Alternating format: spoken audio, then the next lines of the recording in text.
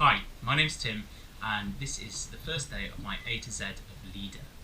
Lieder is the German word for art song, which is basically a song written by classical composers.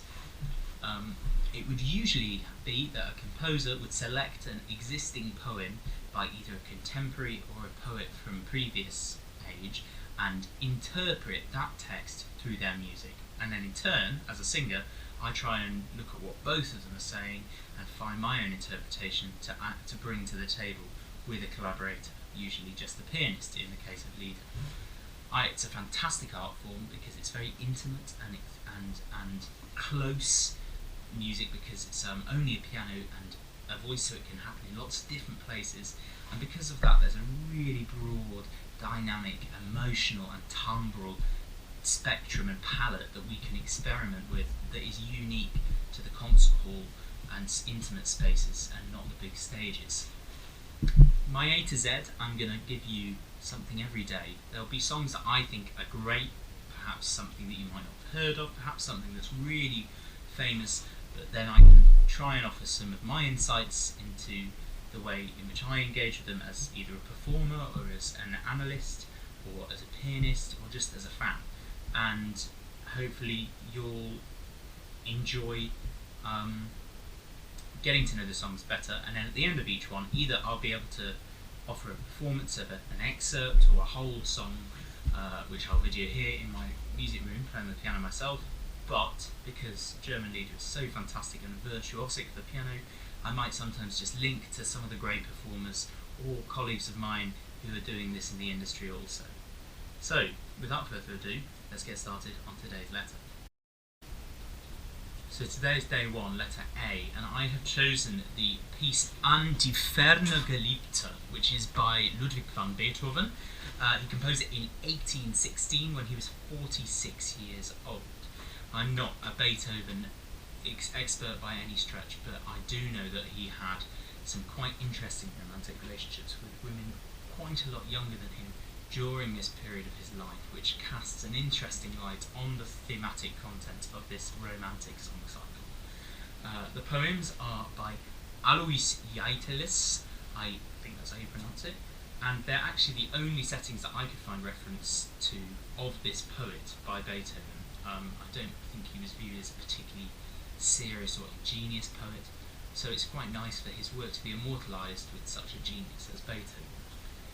The work is important to me because it's one of the first big Lieder projects I undertook. I did it when I was at college, and it's a real mammoth task for a singer because it's very challenging technically in terms of the language. There's a lot of words to process and to learn, so when you're new to singing in the German language, that's quite tricky.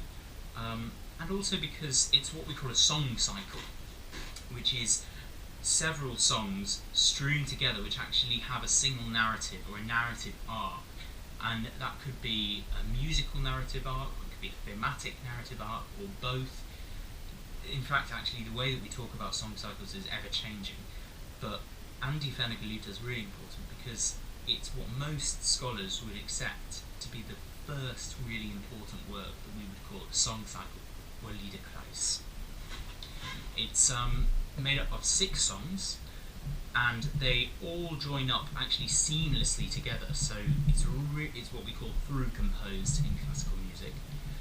Beethoven really makes his cycle through experiments in form, for which he was really famous and an absolute genius. Like the way he puts together his sonatas and his concertos and symphonies is just masterful, and there's nothing really else I've ever seen that's like An Die Ferne Geliebte, because it's almost like an instrumental piece in terms of the complexity of the musical form. It really just is this great expanse of music for 15 minutes. It's very, very pianistically challenging, which is Beethoven all over, because he was such a virtuoso, and he was always stretching what people could do. So in a sense, for the Lieder, actually the role of the piano, he's ahead of his time, because it was really the virtuosity coming in quite a bit later, the sort of mid-romantics with Schubert, when the kind of the piano and voice had an equal relationship. But by necessity in this song cycle that exists anyhow. What I thought I'd do today is do a little bit of analysis, because I did some study of this when I was at music college, and there's some really interesting elements to the piece. So I'm going to do some analysis very briefly, hopefully not too boring, done nicely, and then I'm going to present a chunk at the end from the final song. I'm not going to give you a full performance, one, because these things are not equipped at giving a full performance of Beethoven's song cycle, but also I'm hoping it will entice you to go and explore, and hopefully, having listened to the little tidbits I can offer, you'll find more interest than you would from this fantastic piece anyway. Okay, so here we are at the beginning of An Die Ferne Geliebte, and we're going to look at a couple of the ideas that put this piece together. As I said, the piece is 15 minutes long, so this is really just an introduction. There is so much to be seen and to be enjoyed in this score. But what I'm going to talk to you about is the motifs, the ideas, musical phrases and sentences which hold this piece together, and it really is an absolute work of genius when you see the complexity and yet weirdly simplicity that Beethoven has on show. So the beginning of the cycle starts a bit like this, once the piano's turned on. Auf den Weg, als hielt sich spähend in das blaue Nebenland, Gott in Fernland trifft an sehend, wo ich dich, Geliebter, fand.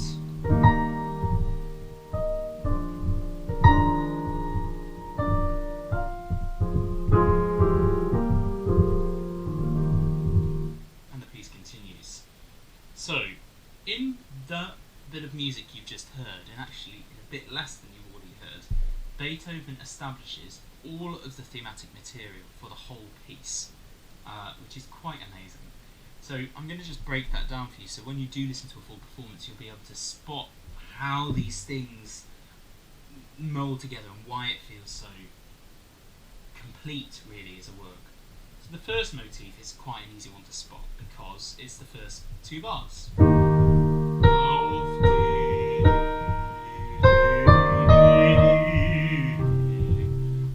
So this tune forms the thematic material for the rest of the first song. So it's kind of a bit of a cheaty analysis, but it is really important, because what Beethoven does, which he does so famously, is do a set of variations. We come back with different piano parts with that tune.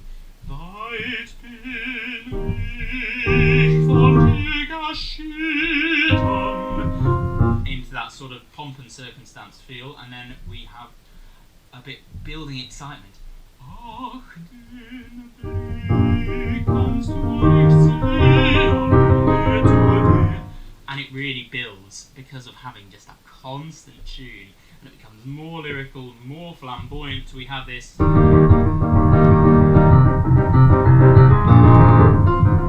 really exciting. So that's our first motif. The second one's actually so simple, you could almost question whether it's on purpose, but I think it really is when you see this analysis, which is an academic's analysis, not mine, just transferred by me. The next bit, after Auf dem Hügel sitzt sie spähend, we have in das Blau, and that's our next motif. Just falling thirds, and Beethoven takes that simple third, 3-2-1, which we three blind mice, and he turns it into 3-2-1, 1-2-3, 3-2-1, 1-2-3, 3-2-1, 3-2-1, 3-2-1, and the whole of the next song, For die Berge so blau, is built up of this just rising and falling thirds, and you know, I think that's just quite cheeky of him, really. We then carry on into a slightly more complex motif, which is this And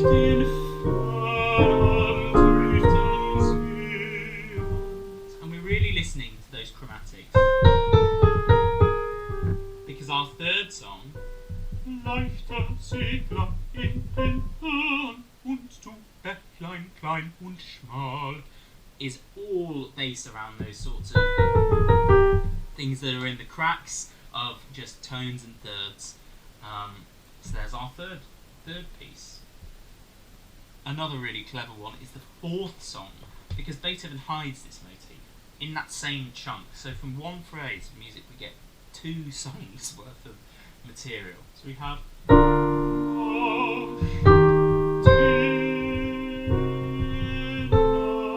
so we're focusing on those notes that go over the top and bottom of the phrase. So we have, and if you know the piece already, but when you do, you'll hear.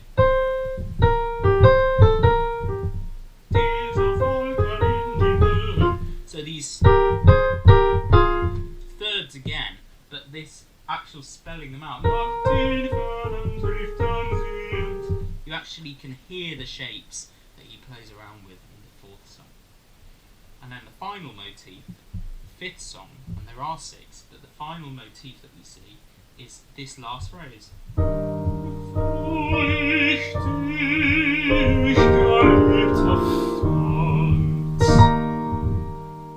And if you listen to what he does in the fifth song, which is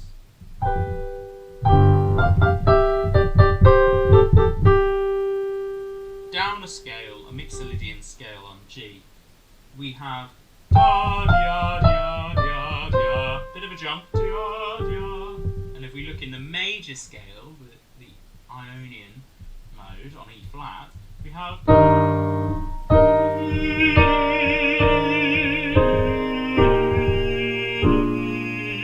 we have that jump again, jump down, and we resolve. So there you go. Fifth song is based all on these. Just going up and down a scale, and there it is, plain to see the shape on the page. I might try and insert some graphics in so you can get a really good view. And then we are on to the final song, which kind of is a sort of musical response to the 5 songs. And so that, I think that's quite amazing.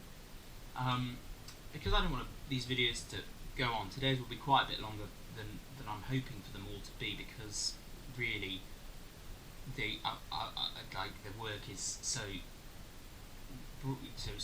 complicated, so much to it. I just want to draw attention to the other really interesting thing, which is how Beethoven deals with the transitions of these, because there are kind of 2 major devices.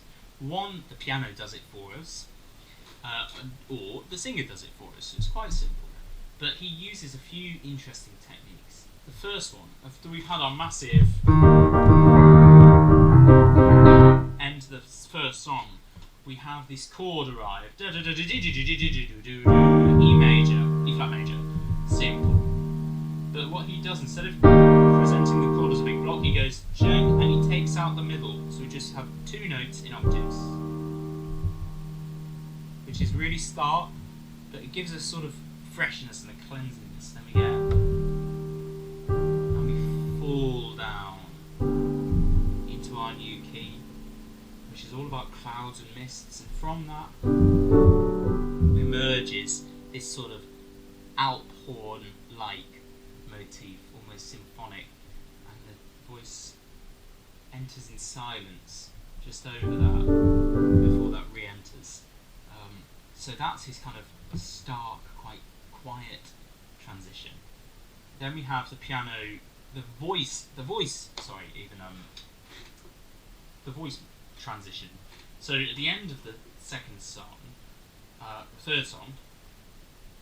second song, you can tell this video is a bit rough. At the end of the second song, we have this ewiglich sein, to forever be, and he has ewiglich sein. Piano answers, voice again, ewiglich sein.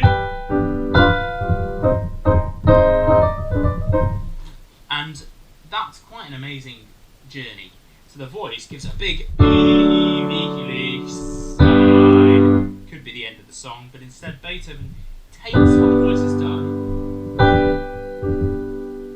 Still, and even that sounds like something new, but it's still just a revoicing of the same chord. And then he adds the dominant seventh in, takes us to a minor chord before dropping into the new key of A flat major. If you hear that process, we've gone from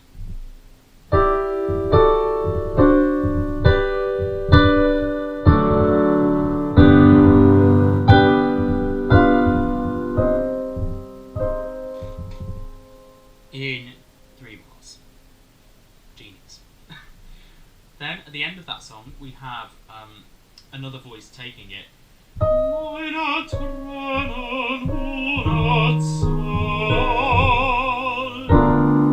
gives us a diminished chord to destabilise things. Then the voice says, here's where the key is.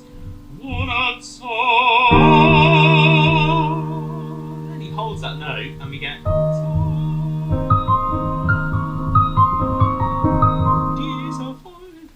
So the voice goes in, and again the piano just underneath it changes the atmosphere, and we get these little Tweety birds and clouds and stuffs in the heights. Then finally, the final transition I'm going to demonstrate to you is the end of the fourth song going into the fifth, and we get again Beethoven quite ahead of his time in terms of his lieder writing. He's not known for his writing for voice as much as other things, mostly because the choral pieces are so high and difficult, and sadly as singers we can have a habit to dismiss music that we don't like to perform as bad music, which is obviously a big mistake to make. That's not the same thing in my opinion. But the Beethoven, this is an example of pianistic painting, creating scenes in a way that people were praising Schubert and Loewe for doing. That's the sort of ingenious thing, and here we have Beethoven at the end of the fourth song going into the fifth, and we have this amazing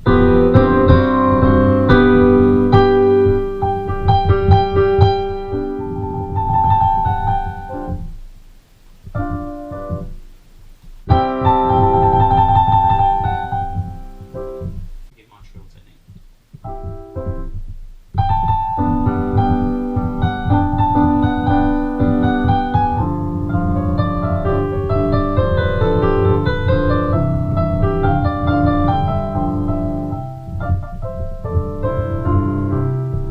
And so there he introduced the tonal motif, but before that, it's this incredible sort of, this song is all about birdsong, and we have them.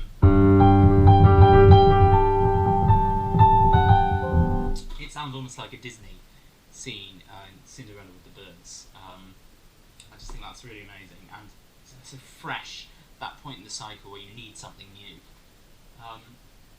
So yeah, there we go, that's Beethoven's An Die Ferne Geliebte, a little bit of analysis. I hope it didn't go on so long. Hit me with comments because I'm going to try and change these videos as I go. Tomorrow I will probably be much briefer, and I'll just talk a little bit about the composer at that time and other songs maybe from the same time, a bit more kind of contextual interest. But yeah, for now, this is An Die Ferne Geliebte. It's a piece that I really recommend you spend some time with. I'm going to recommend that you listen to it sung in the original key, which is the high voice key, so Fritz Wunderlich I will recommend for that. He was a really beautiful German tenor, and he only did a bit of lieder, but what he did was just stunning. Really lyrical singing, which I think with the tenor voice and lieder, that's a real technical challenge, and not one which is always or often kind of matched in my humble opinion. And what I'm always trying to aspire to is that sort of Fritz van der Lich lyricism, because just for Beethoven it's so excellent. And I'll also recommend lower voice key, because you have Dietrich Fischer-Dieskau, and he's a fantastic interpreter. To be honest, I would listen to him sing everything that I recommend, because even just the sense that this guy has recorded more music than you've probably ever listened to, and that is just kind of crazy to me. What a career, and what an artist, regardless of what you think aesthetically. It's just something to to be marvelled at. He must have had vocal cords of steel and a work ethic of just wow. Anyway, I'm going to leave you with, I'm going to do a little segue edit. I'm going to do a little performance of the final transition going into the last song. I'm not going to sing the whole of the last song because I would like to try and do the bit where I can play it, but it is also the bit that I feel like is so worth waiting for this whole cycle as a performer to sing this and as an audience member to hear it.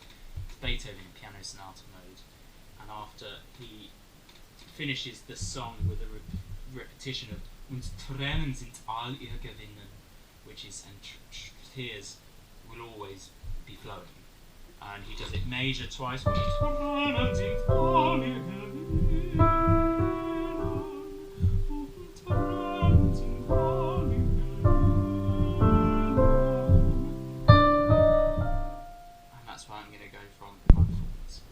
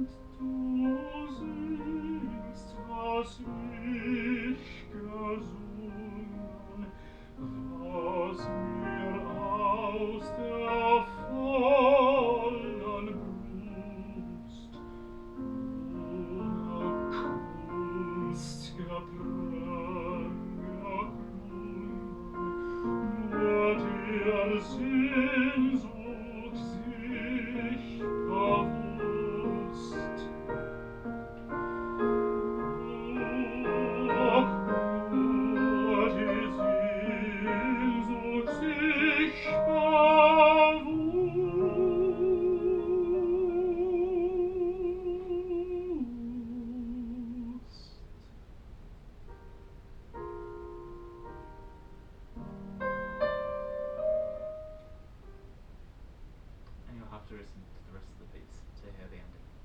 Thank you for listening.